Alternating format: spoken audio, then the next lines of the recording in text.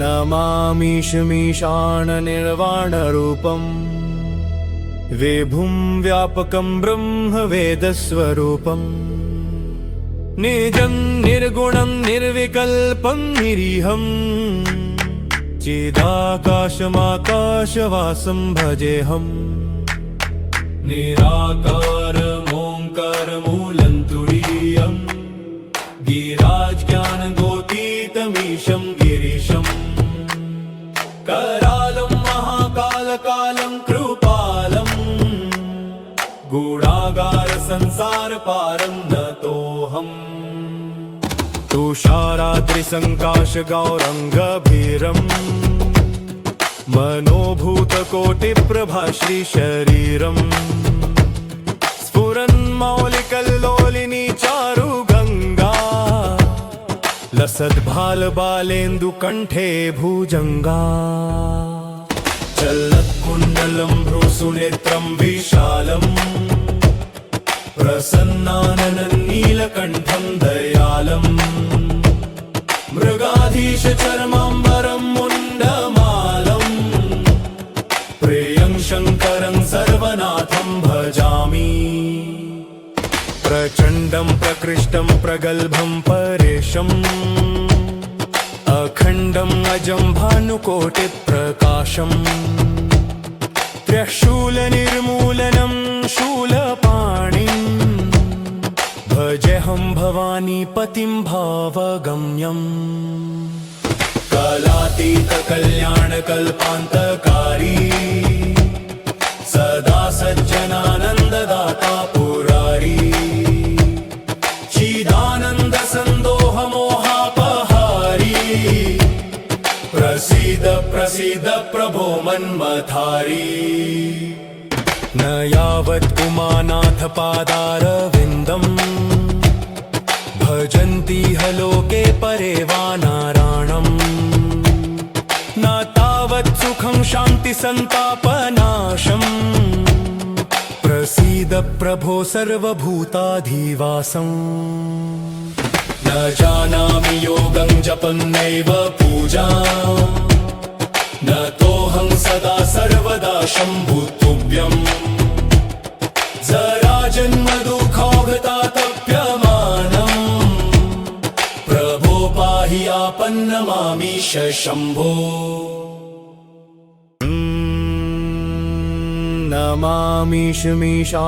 नमामीशमीशाननिर्वाणरूपम् विभुं व्यापकं ब्रह्मवेदस्वरूपम् निजं निर्गुणं निर्विकल्पं निरीहं चिदाकाशमाकाशवासं भजेऽहम् निराकारमोङ्कारमूलं तुरीयम् गिराज्ञानगोतीतमीशं गिरीशम् करालं महाकालकालं कृपालं गूढागारसंसारपारं नतोऽहम् तुषाराद्रिसङ्काशगौरङ्गभीरम् मनोभूतकोटिप्रभाश्रीशरीरम् स्फुरन्मौलिकल्लोलिनी चारुगङ्गा लसद्भालबालेन्दुकण्ठे भुजङ्गा चलत्कुण्डलं भ्रूसुनेत्रं विशालम् प्रसन्नानननीलकण्ठं दयालम् मृगाधीशचर्माम्बरं मुण्डमालम् प्रियं शङ्करं सर्वनाथं भजामि प्रचण्डं प्रकृष्टं प्रगल्भं परेशम् अखण्डम् अजं भानुकोटिप्रकाशम् त्र्यशूलनिर्मूलनं शूलपाणिम् भजेऽहं भवानीपतिं भावगम्यम् कालातीतकल्याणकल्पान्तकारी सदा सज्जनानन्ददाता पुरारी चिदानन्दसन्दोहमोहापहारी प्रसीद प्रसीद प्रभो मन्मथारी न यावत् उमानाथपादारविन्दम्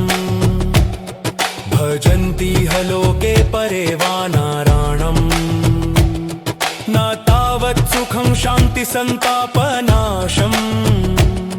प्रसीद प्रभो सर्वभूताधिवासम् न जानामि योगं जपन्नैव पूजाम्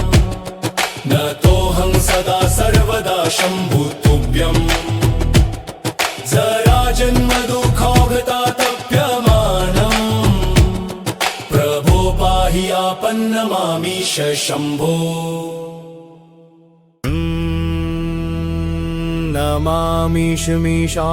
नमामीशमीशाननिर्वाणरूपम् विभुं व्यापकं ब्रह्मवेदस्वरूपम् निजं निर्गुणं निर्विकल्पं निरीहम् चिदाकाशमाकाशवासं भजेऽहम् निराकारमोङ्कारमूलं तुरीयम् गिराज्ञानगोतीतमीशं गिरीशम् करालं महाकालकालं कृपालम् गूढागारसंसारपारं नतोऽहम् तुषाराद्रिसङ्काशगौरङ्गभीरम् मनोभूतकोटिप्रभाश्रीशरीरम् स्फुरन्मौलिकल्लोलिनी चारुगङ्गा लसद्भालबालेन्दुकण्ठे भुजङ्गा चलत्कुण्डलं भ्रूसुनेत्रं विशालम् प्रसन्नानननीलकण्ठं दयालम् मृगाधीशचर्माम्बरं मुण्डमालम् प्रियं शङ्करं सर्वनाथं भजामि प्रचण्डं प्रकृष्टं प्रगल्भं परेशम् अखण्डम् अजं भानुकोटिप्रकाशम् त्र्यशूलनिर्मूलनं शूलपाणिम् भजेऽहं भवानीपतिं भावगम्यम् कालातीतकल्याणकल्पान्तकारी सदा सज्जनानन्ददाता पुरारी चिदानन्दसन्दोहमोहापहारी प्रसीद प्रसीद प्रभो मन्मथारी न यावत् उमानाथपादारविन्दम् भजन्ति ह लोके परे वा नारायणम् न तावत् सुखं शान्तिसन्तापनाशम्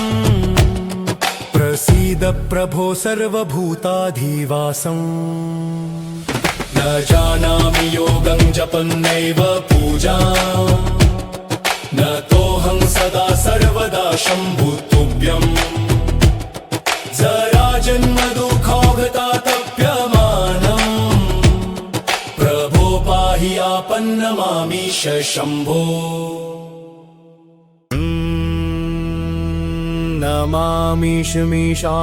नमामीशमीशाननिर्वाणरूपम् विभुं व्यापकं ब्रह्मवेदस्वरूपम् निजं निर्गुणं निर्विकल्पं निरीहम् चिदाकाशमाकाशवासं भजेऽहम् निराकारमोङ्कारमूलं तुरीयम् गिराज्ञानगोतीतमीशं गिरीशम् करालं महाकालकालं कृपालम् गूढागारसंसारपारं नतोऽहम् तुषाराद्रिसङ्काशगौरङ्गभीरम् मनोभूतकोटिप्रभाश्रीशरीरम् स्फुरन्मौलिकल्लोलिनी चारुगङ्गा लसद्भालबालेन्दुकण्ठे भुजङ्गा चलत्कुण्डलं भ्रूसुनेत्रं विशालम् प्रसन्नानननीलकण्ठं दयालम् मृगाधीशचर्माम्बरं मुण्डमालम् प्रियं शङ्करं सर्वनाथं भजामि प्रचण्डं प्रकृष्टं प्रगल्भं परेशम् अखण्डम् अजं भानुकोटिप्रकाशम् त्र्यशूलनिर्मूलनं शूलपाणिम् भजेऽहं भवानीपतिं भावगम्यम् कलातीतकल्याणकल्पान्तकारी सदा सज्जनानन्ददाता पुरारी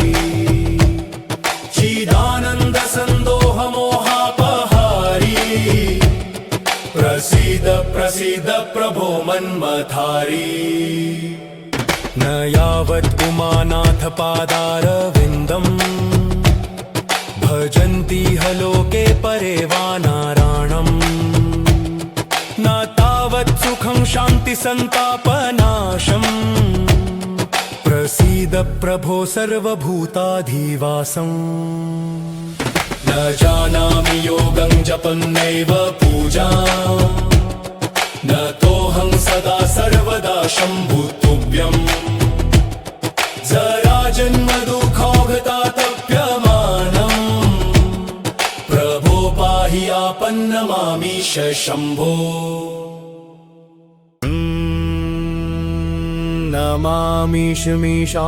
नमामीशमीशाननिर्वाणरूपम् विभुं व्यापकं ब्रह्मवेदस्वरूपम्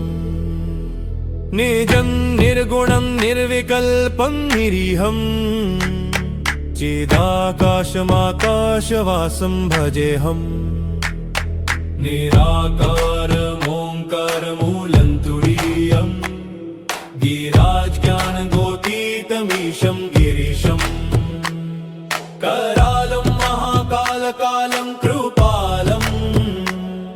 गूढागारसंसारपारं नतोऽहम् तुषाराद्रिसङ्काशगौरङ्गभीरम् मनोभूतकोटिप्रभाश्रीशरीरम् स्फुरन्मौलिकल्लोलिनी चारुगङ्गा लसद्भालबालेन्दुकण्ठे भुजङ्गा चलत्कुण्डलं भ्रूसुनेत्रं विशालम् प्रसन्नानननीलकण्ठं दयालम् मृगाधीशचर्माम्बरं मुण्डमालम् प्रियं शङ्करं सर्वनाथं भजामि प्रचण्डं प्रकृष्टं प्रगल्भं परेशम् अखण्डम् अजं भानुकोटिप्रकाशम् त्र्यशूलनिर्मूलनं शूलपाणिम् भजेऽहं भवानीपतिं भावगम्यम् कलातीतकल्याणकल्पान्तकारी सदा सज्जनानन्ददाता पुरारी चिदानन्दसन्दोहमोहापहारी प्रसीद प्रसीद प्रभो मन्मथारी न यावत् उमानाथ पादारविन्दम् भजन्ति ह लोके परे वा नारायणम् न तावत् सुखं शान्ति सन्तापनाशम् प्रसीद प्रभो सर्वभूताधिवासम् न जानामि योगं जपन्नैव पूजाम् न तोऽहं सदा सर्वदा शम्भुतुभ्यम् जराजन्मदुःखौघतातप्यमानम् प्रभो पाहि आपन्नमामीश शम्भो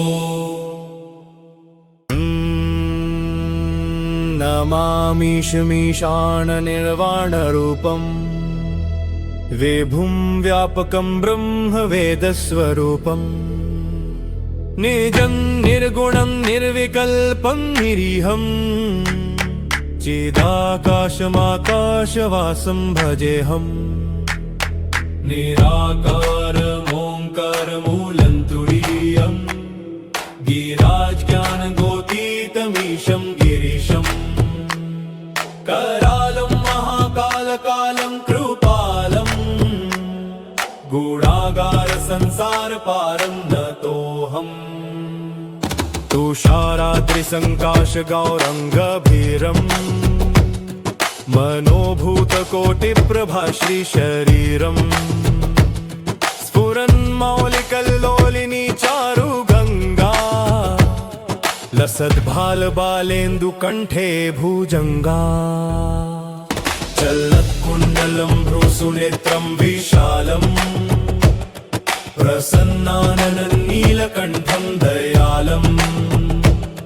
मृगाधीशचर्माम्बरं मुण्डमालम्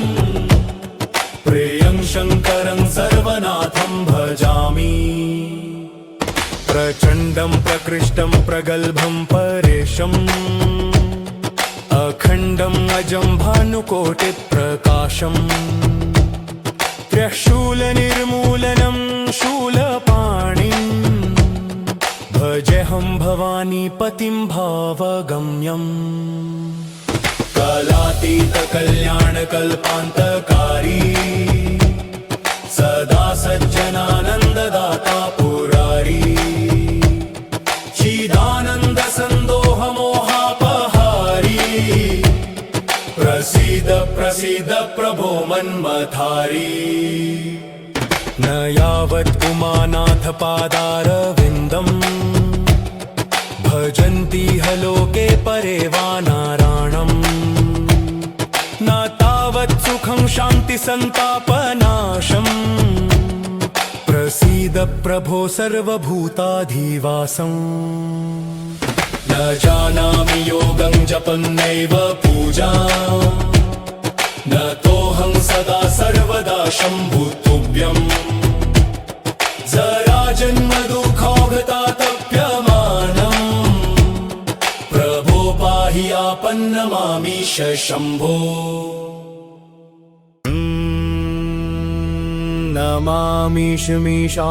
नमामीशमीशाननिर्वाणरूपम् विभुं व्यापकं ब्रह्मवेदस्वरूपम्